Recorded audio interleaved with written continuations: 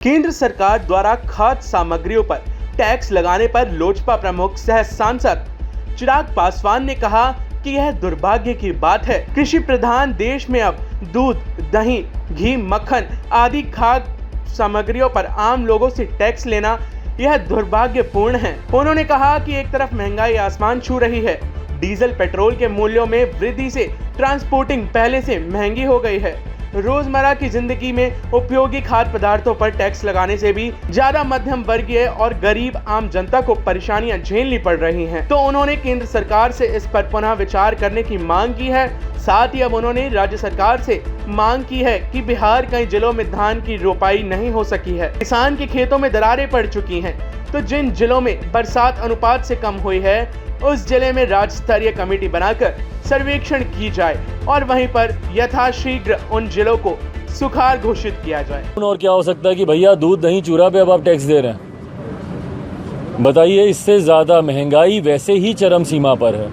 और उसके बाद अगर इन रोजमर्रा की एक आम गरीब परिवार जो दूध रोटी खाकर सोता है उस पे भी जिस तरीके से महंगाई की चौतरफा मार आपके द्वारा की गई है, मैं केंद्र सरकार से पुनः आग्रह करूंगा, मैं प्रधानमंत्री जी से भी आग्रह करूंगा कि इसको रिकंसिडर करने की जरूरत है। जहां एक तरफ तेल डीजल के दाम बढ़ते जा रहे हैं, ट्रांसपोर्टेशन कॉस्ट बढ़ने से वैसे ही आम उपयोग में आने वाली वस्तुओं के दाम बढ़ रहे हैं, उसमें रोजमर्रा की जो खाने वाले पदार्थ हैं जो कहीं ना कहीं गरीब परिवारों में खाने का आधार बनता है, उस पर भी अगर इस तरीके से अगर टैक्स लादा जाएगा तो महंगाई में तो ये और ज़्यादा आप लोगों को परेशानी में डाल रहे हैं। इस पर जरूर केंद्र सरकार को पुनः विचार करने की जरूरत है। कई जिलों में अभी तक बरसात अनुपात के कम हुई है, किसानों को काफी समस्या देखी जा रही है, धान की फसल अभी तक नहीं बुआई हो पाई है। अति शीघ्र कमेटी का गठन करके मैं मुख्यमंत्री जी से आग्रह करूंगा, अति शीघ्र एक कमेटी का गठन करके इस बात का सर्वे कराया जाए और उन जिलों को चिन्हित किया जाए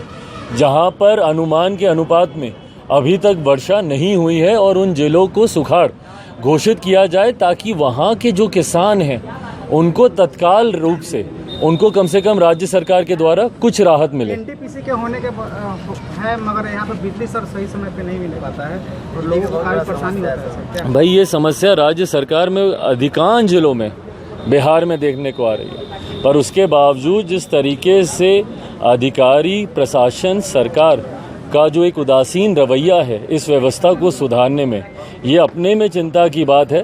गर्मी का समय है, ऐसे में जब घंटों घंटों तक जब बिजली जब जाती है तो आम बिहारियों को कितनी कठिनाइयों का सामना करना पड़ता है। राज्य सरकार, प्रशासन को जिम्मेदारी से इस बात को देखना चाहिए। टाइम 8 बिहार के लिए मुजफ्फरपुर से ब्यूरो रिपोर्ट।